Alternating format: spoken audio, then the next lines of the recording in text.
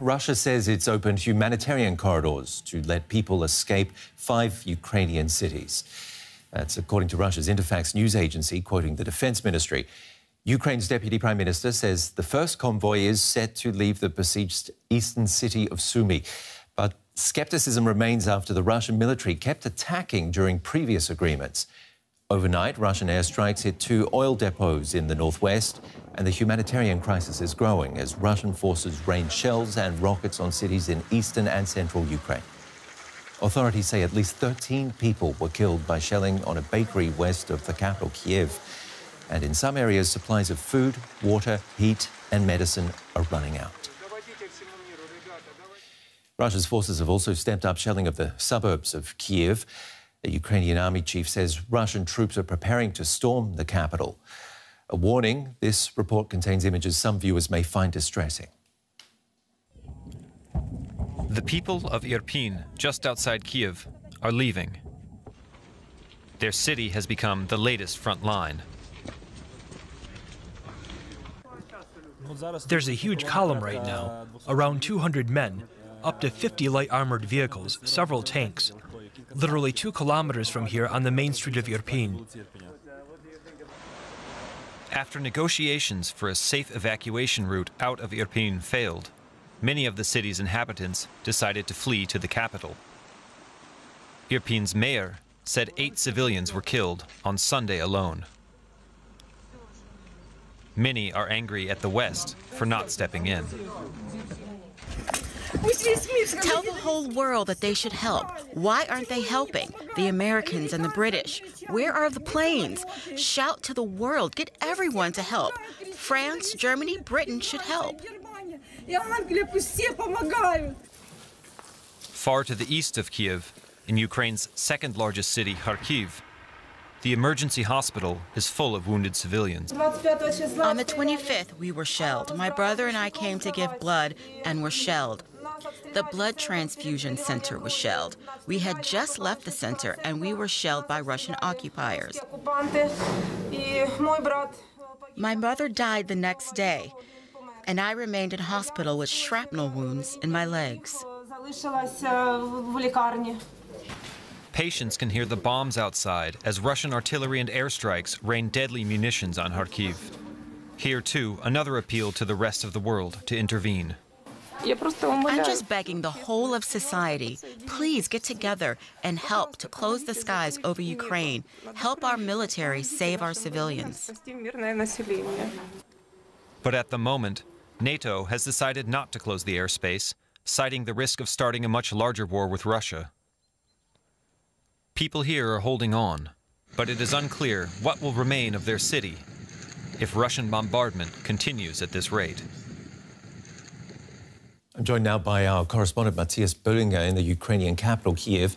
Russian army chiefs say that Russian troops are preparing to storm the capital. What preparations are you seeing getting underway, Matthias? I think the capital, of course, the people here have known that they have been a prime target from day one, and that Russians would eventually try to storm the capital or to close the ring around the capital. So the Ukrainian military seems to have put in quite a lot of forces to defend the capital. We haven't seen the Russian lines advancing in days. The sites of fighting, we just saw Irpin in this report.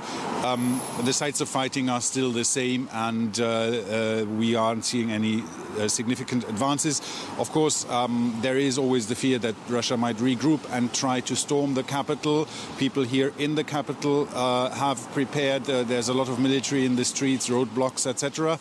But also many people, of course, have fled the capital. As you can see behind me, there are very few people on the streets right now. Those whom you see, they try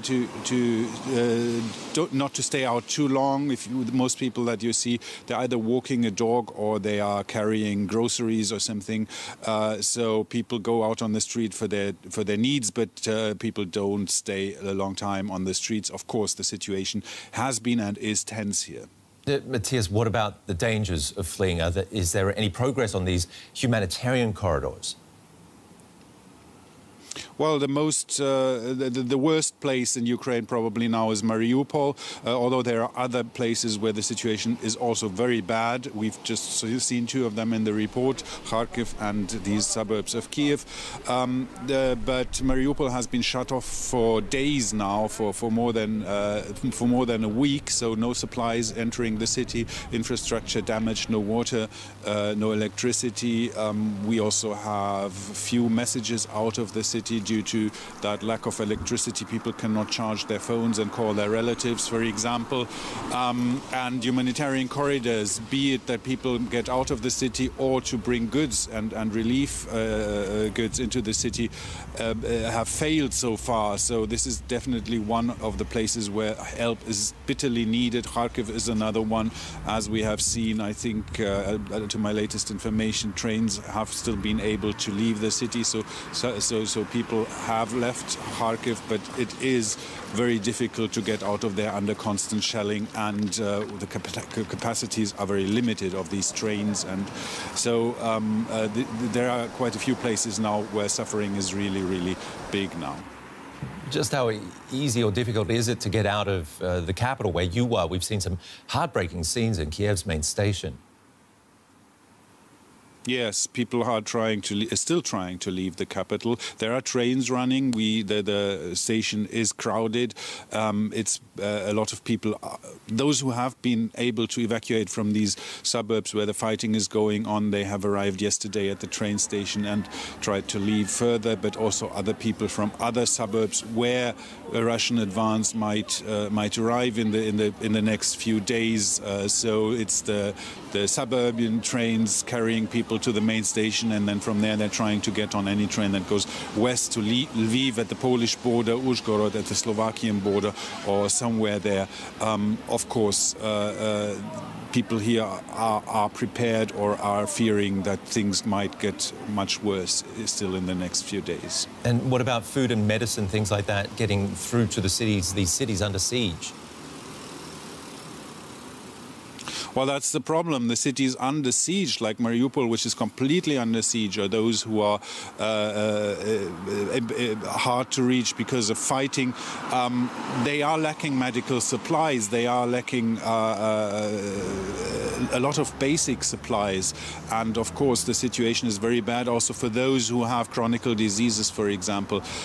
It's a big humanitarian disaster. Matthias Böhlinger, thank you very much for your reporting from Kyiv in Ukraine. And from Kyiv, I'm joined now by Inna Sovsun, a member of the Ukrainian parliament. Welcome to DW. Inna, we last spoke to you a week ago. How has your personal situation changed? Well, I was saying the last time we spoke that I think that I was staying with some friends in the city of Kyiv, but they decided to leave the city. So actually I had to move to some other friends who are living not in the city but close to the city in Kyiv region, because, well, like many other people, my friends decided to leave because it is not safe to stay in the city, because everyone have seen what Russians are doing in a neighboring city of Irpin. That is just a genocide. Them shooting at people with children who are trying to be evacuated is just unthinkable. So I think now many civilians in Kyiv who are not directly engaged into any activities of supporting the infrastructure or directly involved in the defense of the city are trying to escape so that not to be held hostages in the city, as people in Irpin are right now. So my personal situation has changed a bit because I still can't stay in my own place. It's too many floors up, so I just can't.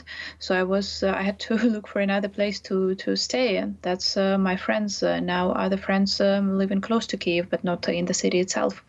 And so many people have to move. So many people can't be living in their houses. So many people are trying to escape the city right now, just because we are seeing that the Russians are doing everything possible to get into the city. We really appreciate and we pray for the health and well-being of the Ukrainian army, who are doing unthinkable in terms of preventing them from entering the city. But what they're doing right now, that the Russians are doing, is just, it's incomprehensible. We know now that they were given direct order to open fire on civilians.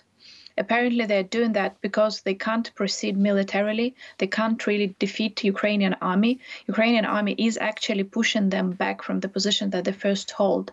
Like around the city of Kharkiv, Ukrainian army did push them further from the city of Kharkiv. In Mykolaiv, they're trying to get into the city of Mykolaiv, but the city is fighting back so harsh and actually is pushing Russians further. So Ukrainian army is doing unbelievably well in those terms, and because of that they decided they will target the civilians. So now many civilians in the city are trying to escape so that not to create additional burden for the Ukrainian army, so that the Ukrainian army can concentrate on the main job, which is killing Russians and fighting them, and not being distracted by protecting civilians to an extent to which it is possible overall. Ina, could you tell me about the Russians' announcement of these humanitarian corridors opening? How credible are they and how safe are they for people to use?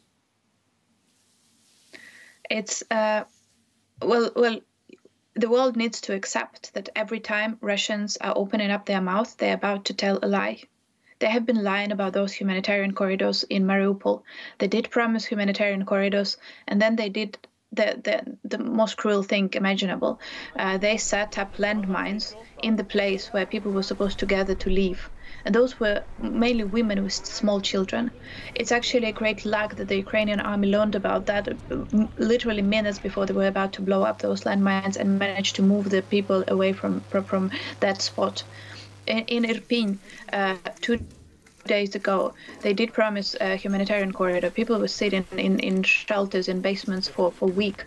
And they did promise that, and then they opened fire on those people. And I was reading a post on Facebook by a man who was saying that, and I'm quoting, and then I saw a bomb flowing into our direction, and then I saw 2 of my kids up in the air, very high, so high that it seems they were higher than this church nearby, and now they're both dead. And his wife was wounded, and she was taken to the hospital, and she died several hours after that. This is what they're doing. They can't proceed militarily. They can't be fighting Ukrainian army just because it is so strong, so well motivated, and so professional. So they're targeting the civilians. So no, we can't trust anything they're saying right now. If they open humanitarian corridors, we accept as a norm that they will try to open fire on people in that corridor. That is what they have been doing so far. So we just can't trust them, and no one should be trusting them now. Ina, on this International Women's Day, what's your message to the women of Ukraine enduring this war? I have one and only message, is to stay strong, to continue doing what they're doing, because with all the efforts, the joint efforts of the whole of the Ukrainian society, we did manage to stand up to Putin as much as we did before. And I know women are choosing different paths. Many women are taking care of their kids and just evacuating them to other countries. I've been talking to some of those women, and they do feel the guilt that they left the country. No one should be feeling the guilt except for Russians right now. Although I'm not I don't think that they are capable of that feeling. I'm extremely proud of the Ukrainian women, and I know that the only thing that Ukrainian women want right now is to be able to get back home, to get back to their lives, and to continue living their lives as it was 2 weeks ago. But in order for that to happen, we do need support from the West. We do need support so badly, because we wouldn't be able to go back to our lives, to rebuild in our country, if the West will continue to trade with Russia. I'm talking to you now, and I'm asking everyone who's listening to this, please, please, please stop any trade with Russia right now. Any words of phasing out, slow phasing out of Russian gas and oil are incomprehensible to me, unthinkable, and they are a betrayal of everything the West stands for. Any euro that goes to Russia right now is being used to buy weapons with which they will be killing Ukrainian children and women. So we are asking for a full embargo on behalf of all the women of Ukraine, of all people here in Ukraine, on behalf of our children. And then, of course, we're asking for support from air, because they're just bombarding our cities. They're killing our civilians in great numbers. I just saw pictures from Sumy today. There are several casualties among children, again, because of the aviation hit. They set up the bomb from air, and we can't really defend ourselves against that. So we're asking for support from air, because otherwise, no matter how brave Ukrainian men and women are, no matter to what extent they go to protect their lives, that wouldn't work because no one can be protected from bomb falling on your head. That call for help going to Western leaders. I hope they're listening. Ina Sovsun, a member of the Ukrainian parliament, thank you very much for coming on the show today. Thank you.